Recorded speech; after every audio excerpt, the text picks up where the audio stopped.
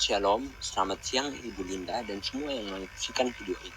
Sekarang saya, Devin, akan menjelaskan tentang summative BS atau Biblical Studies. Saya akan mulai menjelaskan dari tujuan Abraham dipanggil Allah. Pertama, Abraham dipanggil oleh Allah atas kehendaknya sendiri. Orang-orang yang dipanggil Tuhan pada masa Alkitab bukanlah orang-orang yang hebat. Mereka adalah orang-orang yang kecil dan dipilih Tuhan berdasarkan kehendaknya sendiri. Seperti pada Abraham pada Kejadian 12. Tentu saja jika Allah sudah memilih seseorang, pasti ada tujuannya.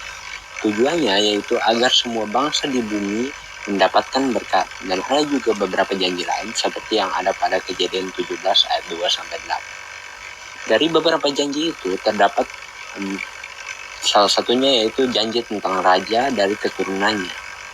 Pada Kejadian 17 ayat 6 tertulis bahwa dari Abraham akan terdapat bangsa-bangsa dan raja-raja. Sebelum itu, Tuhan juga berjanji bahwa dari dia semua orang di muka bumi akan mendapat berkat. Tentu saja, dari keturunan Abraham didapatilah Yesus yang merupakan juru selamat dunia dan membuat semua orang di dunia mendapatkan berkat. Dan itu janji mengenai raja. Dari keturunan Abraham juga terdapat raja-raja lain seperti Daud, Salomo, dan sebagainya. Tapi yang pertama tentu saja Yesus yang merupakan raja atas langit dan bumi, raja di atas segala raja. Pada Abraham lahirlah Daud, yang merupakan keturunannya yang pada akhirnya menjadi raja yang disegani di seluruh Israel. Yang lahir dari suku Yehuda. Dari sini pun dapat dilihat Allah masih memegang janjinya kepada Abraham, yaitu membiarkan daripada Abraham lahir raja-raja. Seperti yang ada pada Alkitab pada Kejadian 49 ayat 10. Tongkat kerajaan tidak akan beranjak dari Yehuda ataupun lambang pemerintahan dari antara kakinya sampai dia datang yang berhak atasnya, maka kepadanya akan takut bangsa-bangsa. Daud, seperti yang sudah dibilang tadi, merupakan keturunan suku Yehuda, dan Yesus juga lahir dari suku Yehuda. Dari sini dapat dilihat bahwa berkat Yakub dan kepada Yehuda dan janji Allah kepada Abraham digenapi oleh Tuhan. Pada 2 Samuel 7 ayat 12 berkata, Tuhan akan membangkitkan keturunan Daud dan kemudian mengokohkan kerajaan. Janji ini dengan jelas mengatakan bahwa keturunan Daud yang kemudian yaitu Yesus akan dikokohkan kerajaannya oleh Allah. Daud berasal dan lahir dari Bethlehem Efrat seperti yang dinubuatkan Nabi Mika pada 5 ayat 1 yang mengatakan, dari Bethlehem Efrat di Yehuda akan lahir seseorang untuk memerintah. Keturunan Daud, yaitu Yesus, juga lahir pada Bethlehem Efrata seperti Daud. Sehingga nubuat Nabi Mika itu digenapi. Nubuat Nabi Mika sejalan dengan janji Allah kepada Abraham bahwa akan lahir raja yang memerintah.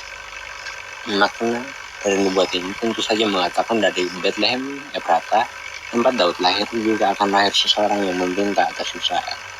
Selanjutnya terdapat Yesus yang merupakan keturunan Daud yang lahir dari Bethlehem Efrata dan memerintah Israel seperti yang dijanjikan Allah kepada Abraham dan seperti dibuat Nabi Mika. Seperti pada Matius 1 ayat 23, sesungguhnya anak darah itu akan mengandung dan melahirkan seorang anak laki-laki. Dan mereka akan menamakan dia Immanuel, yang berarti Allah beserta kita. Kemudian pada Yesus juga ada sebutan Yesus, anak Abraham, anak Daud. Apa sebenarnya makna dari itu? Abraham dan Daud memiliki satu kesamaan, yaitu sama-sama dijanjikan oleh Tuhan bahwa kemudian keturunan mereka akan ada seseorang yang datang untuk memerintah. Kemudian Yesus, yaitu Tuhan, datang kepada dunia untuk menebus semua yang ada. Kemudian dia naik ke sorga seperti pada Lukas 24 ayat 50 sampai 53. Tapi pada Kisah Para Rasul 1 ayat 11 mengatakan bahwa dia akan kembali. Pada Yohanes 3 ayat 14 mengatakan bahwa setiap orang yang percaya akan memperoleh hidup yang kekal. Jadi, jika percaya kepada Yesus, maka kita akan mendapat hidup yang kekal. Seperti yang dijelaskan lebih lanjut pada Yohanes pada Roma 1 ayat 3 sampai 4. Jadi, pada awalnya Allah berjanji kepada Abraham bahwa darinya semua orang yang ada di muka bumi akan mendapat berkat. Kemudian diteruskan pada keturunannya, yaitu Yakub yang memberkati Yehuda, bahwa dari Yehuda akan lahir raja untuk memerintah.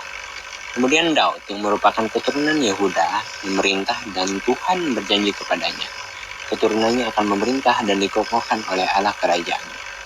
Kemudian Nabi Mika pun menegaskan kembali janji Allah kepada Abraham dan Daud. Setelah itu lahirlah Yesus ke dalam dunia seperti yang dijanjikan Allah. Ini semua sudah direncanakan Allah. Karena sudah direncanakan Allah, maka pasti akan terjadi. Selain itu, karena manusia sudah berdosa daripada awalnya, jadi Tuhan merencanakan Yesus akan datang dan menebus semua manusia dari dosa. Jadi ini merupakan anugerah dan kedaulatan Allah. Di sini kan kita pun harus bersyukur kepada Allah bahwa Allah sudah sangat memenentukan segalanya dan hal ini sangat baik kepada kita. Terima kasih.